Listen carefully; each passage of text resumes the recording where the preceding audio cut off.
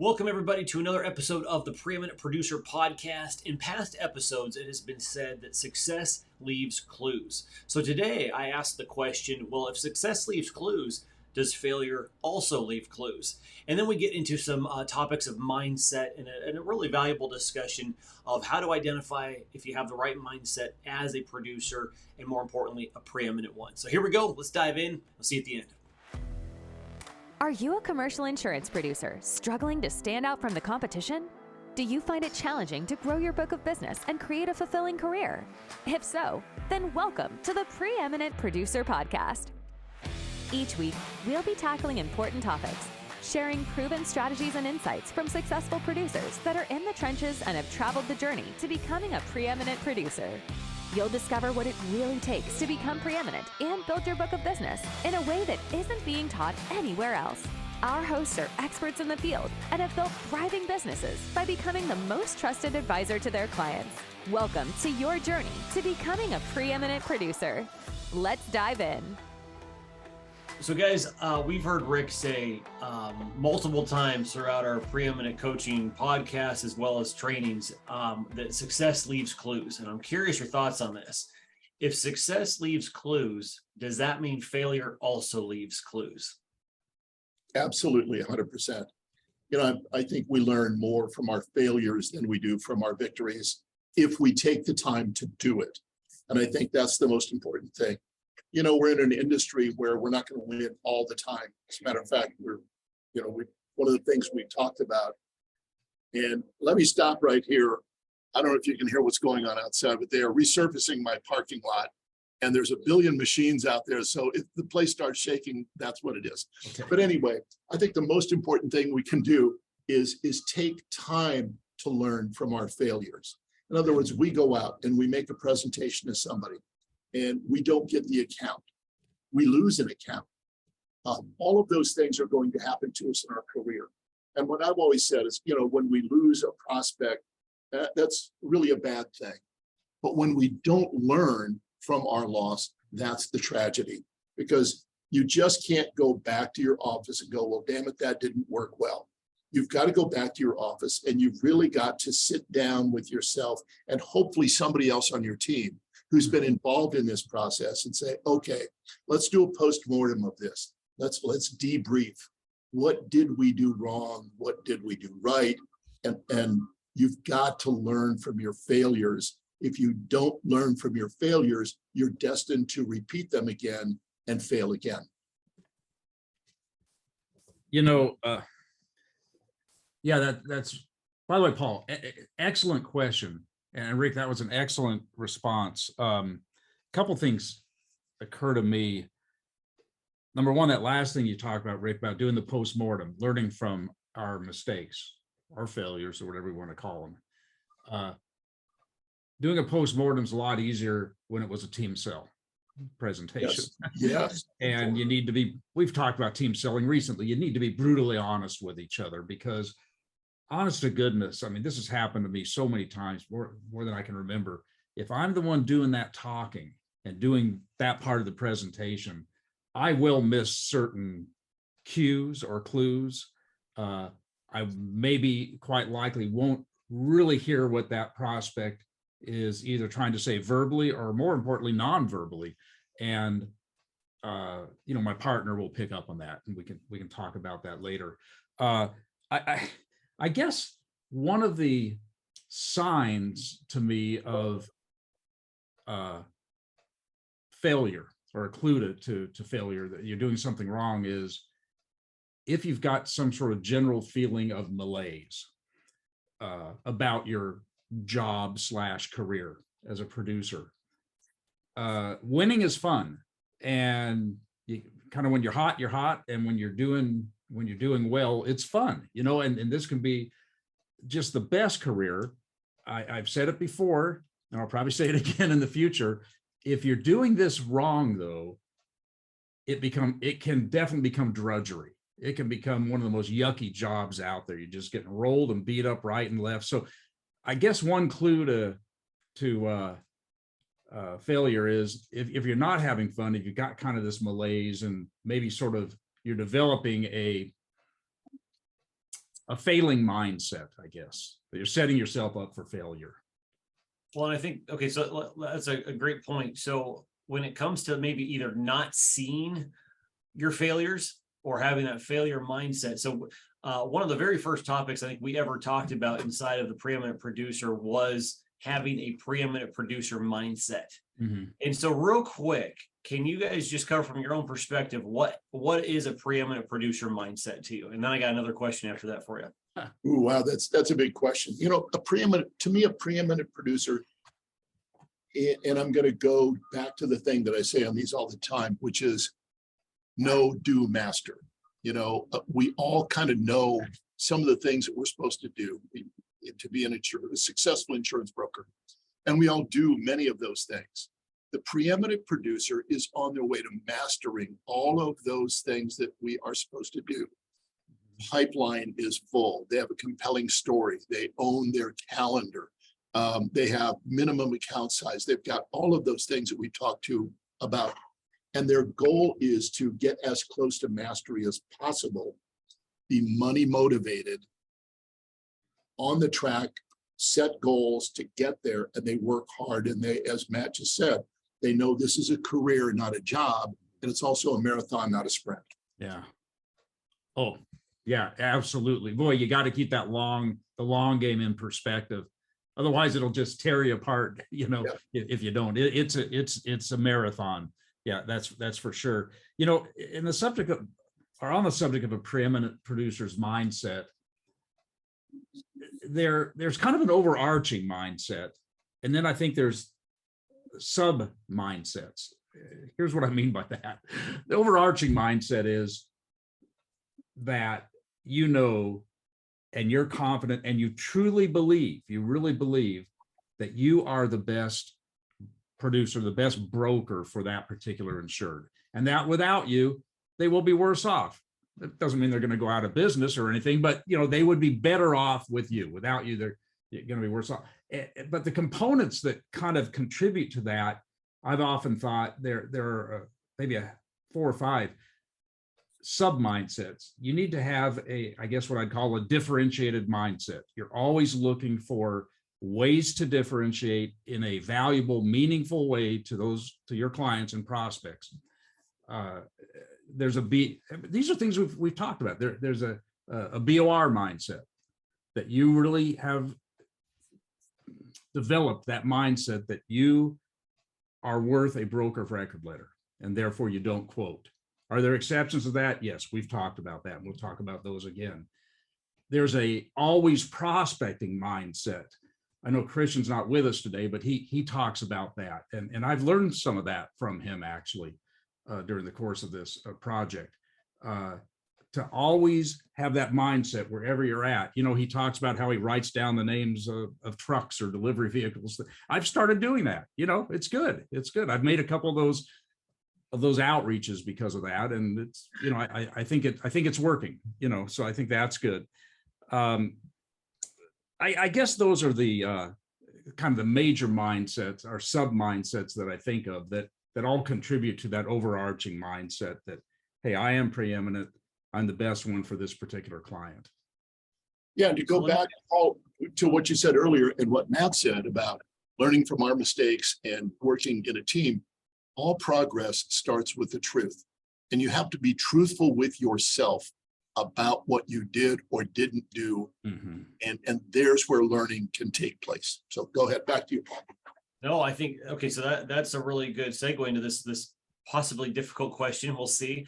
And that is, if you are struggling and you're not getting the results that you like, how can somebody identify that they do not have a preeminent mindset? Because we can say, hey, you got to have this, and I get mindsets kind of a harder thing to teach. I mean, there are ways, obviously, but it can be a harder thing. It's not just one of those things where do X, Y, Z, and you're going to have it all of a sudden. There can be a lot of internal issues going on that prevent someone from having this. So how would somebody be able to identify easily that they do not have the right preeminent mindset? I think Matt said almost a failure mindset. Yeah. And it's easy to develop that because we get, we're kind of like that Major League Baseball player when you're brand new in the business. If you lose 70% of the time when you're in the big leagues, you're a star. You're batting 300. Yeah. And our batting average, as we are in the business longer and longer, should go up. You can look at your W-2. If you're not achieving what you think you should be achieving, that's it. I go back to, since I'm an old jock, I go back to some of the old coaches that I had in basketball, and John Wooden, the Hall of Fame coach from UCLA, would really not scout his opponent. And he was the most successful basketball coach of all time still. All he would do with his team is say, if you play your best, if you give 100%, we will win. That was what he did. And I think, again, if all progress starts with the truth, the first person you need to be truthful with is yourself. You need to ask yourself, okay, am I really working diligently? Am I really working hard? Do I own my calendar? And am I doing the things that I'm supposed to do, the basic blocking and tackling, day after day after day, and be honest with yourself? Are you asking for help from coaches, from your mentors, from the owner of the agency, from your sales manager? Are you, in life, we need help. We really do, especially when we're young and we're trying to get into this industry. So I think just being honest with yourself, are you really doing all those things that you know you need to do to succeed? Yeah, I'm glad you brought up the truth again, Rick. You mentioned that earlier also, and I was going to make a comment about that. It's tempting, or that's probably the wrong word, but it's possible, I guess, when we talk about a subject like mindset, it's possible for the listener to think, well, this is just a bunch of, hooey, hogwash, psychobabble, but it's not. But I can see why people might feel that way. And I've seen, self-deception before among certain producers. I'll just tell you guys a real quick story. This is probably far afield from whatever your question was, but I'm going to tell the story real quick anyway. Oh, let's have fun with it. Come on, Matt, let's have some fun here. It's a good story, I think. I was doing some consulting for independent insurance agency many years ago, and I met with their entire producer force. We had a group meeting. It was sales coaching type consulting.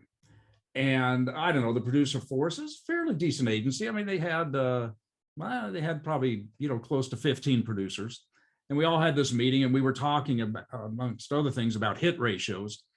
And, I was kind of going around the room. We were all sharing what our hit ratios are, And this was an agency that was doing a lot of telemarketing, cold type prospecting. And I was trying to get them to come to grips with, because I've seen this with a lot of agencies, realistically, you're going to have a 20% hit ratio on those type of non-developed leads. One particular producer, sharper looking, younger guy, it was his turn. He said, I have 100% hit ratio. He said, he was serious when he said, I write everything that I go after. And later, after the meeting adjourned, I was speaking with the principal of the agency, and he said, that guy has the lowest hit ratio in this entire company. So I don't know where he was coming. Somehow he had deceived himself, or he had really worked on an artificial mindset that he was the best, but it wasn't working for him. Well, so we got to be truthful with ourselves. I completely agree, and that is a real thing. And I think that pride and ego can be blinders. And really, I think that self-deception is a valid point. Where to Rick's point, we have to be truthful with ourselves, honest with ourselves. If we don't like the current result, I think it's safe to say, right? If you don't like the current result, you got to reverse engineer and figure out, okay, where are we going wrong? And if it's mindset, then we got to adjust. Yeah, well, remember the basic definition of insanity. If I'm doing the same thing over and over and over again the same way, but I expect different results, then I'm crazy. I'm nuts. Yeah.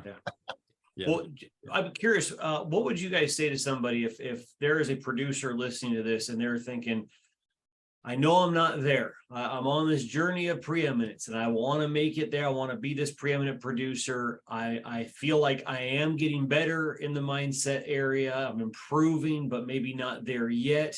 What would be just some words of advice or wisdom for someone on that journey? Sure. You know, Matt, you start us out. I will. The first thing that jumps out to me there is that's a healthy attitude right there. If they got that attitude, then there's hope. There's definite hope for success. So I think to have that attitude that maybe, I haven't really arrived yet, but I want to, and I'm open to criticism and learning from people, who've done this longer than I have or more successfully. I guess that's the first thing that occurs to me there. Yeah. I think you're 100% right, Matt. I think they're frustrated. And I think that, Matt, you've said it. If you're sitting in this podcast, you're listening to this podcast, you're in your career and you're frustrated and you're angry and you're not, but you like the industry. You like the industry. You feel it's the right industry for you, but you're frustrated. That's where learning can take place. That's where you go, okay, I got to do something different. And coaching, mentoring, all these kind of things. But I think frustration is a wonderful thing. Yeah. And the flip side of that or the opposite, I guess, is like we've talked about, when you're winning, it's fun. It's the opposite of frustration, right? Yep. Also, Paul, something in your question spurred this thought in my mind, and that is, if you've developed the right mindset, then it still can be tough to put that into practice. And by that, I mean, as an example, something that we've talked about in the program is a coverage gap analysis. And I personally do a lot of that. One thing I don't do is, if I make a presentation to a prospect and I give them a professional report that details out a lot of, or what are some key coverage gaps, if they don't go with me and assign me as their broker, I take that report back. And the first time I did that, it was kind of gutsy. I was a little nervous about it, but it worked out okay. And I remember the shock on the face of that client, because I had not prepped them for that. I prep people now. I tell them, look, something along the lines of, when I come back, I'm going to give you a report, everything we just talked about. And you'll either say, hey, this is so impressive that I want you to be my broker. Or you're going to say, no, it wasn't that impressive. At that point, I'm going to take my report back and we'll part friends, So now I try to set the scene. I do it a little more adroitly than I just said, but I try to set the scene so they know that. And so now I'm hopefully conveying some pride in my work product, and I won't leave that with them. But things like that are tough the first time around. So you really have to, once you've developed that mindset, and that manifests itself in other ways too, but you just have to be disciplined enough to go ahead and stick to your guns. Another example, I know Jerry's talked about this in the past, is we as producers have a tendency, when it's an imperfect situation or a far from perfect situation, to think, well, I'm still going to take a crack at it, and I'm going to throw a quote out there, and I think my salesmanship, I can convince this guy. If it's not meeting the right parameters, again, it takes discipline, but you got to walk away from it. Your time is better spent somewhere else. So I guess my rambling point here is, yeah, it's tough, but when you know you're that credible, you got to stick to your guns. You know what another thing a preeminent producer does that a struggling producer, or a preeminent producer rather, doesn't do, that a struggling producer does? We don't work for free. So I'm sitting down in front of somebody and they ask me a question about, hey, I don't have this. Would something like this be important? Or they ask our advice. And we all want to say, oh my gosh, let me answer that for you. Let me say, oh my, you don't have that. Let me tell you what it is. And you should have that coverage in here's why you should have it. The answer is, we don't work for free. I tell people, listen, I will answer all of these questions for my clients. I don't do it for non-clients. You don't sell your product for free. If you did, you wouldn't be in business and you wouldn't have those 100 employees out there. I don't work for free. Neither is your attorney, and neither does your CPA. So yeah, you answer one of those, and then you kind of go, now, wait a minute. If I'm your broker, I'm going to handle all of this for you. I'm going to answer those questions for you. As a new producer, you want to come, oh yeah, I know that. Oh yeah, I want to do that for you. Oh, I can solve that for you. Here's all the information for you. You don't do it because you're working for free. Rick, that's a perfect example of it's tough. You know what I mean? It's a little gutsy to do it that way. Yes, it is. Yeah. You know, preeminent producers do things that are a little gutsy. You have to develop that. I'm not afraid. I'm not afraid to walk away when it's not going to work. I'm not afraid to say, I don't quote, I do everything by agent or broker of record letter only. Yeah. And you're absolutely right, Matt. Preeminent producers are, I wouldn't say totally fearless, but kind of fearless. All right. I hope you got some nuggets of gold out of that. There's really some important points and topics. And really, I just encourage you guys to take action. Take the time to think about what was said and really examine, reverse engineer. If you don't like the current results that you have right now, then we got to take ownership of ourselves and go, okay, do I have the right mindset? Am I doing the right steps? Am I teachable? Am I not? And what Matt said about self-deception, that's a real thing. And we've got to be careful not to do that and walk in truth as a preeminent producer. So until next time, guys, we will see you in the next episode of the Preeminent Producer Podcast.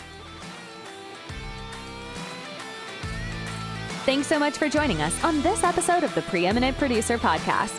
If you're enjoying the show, please feel free to subscribe, rate, and leave a review wherever you listen to your podcasts.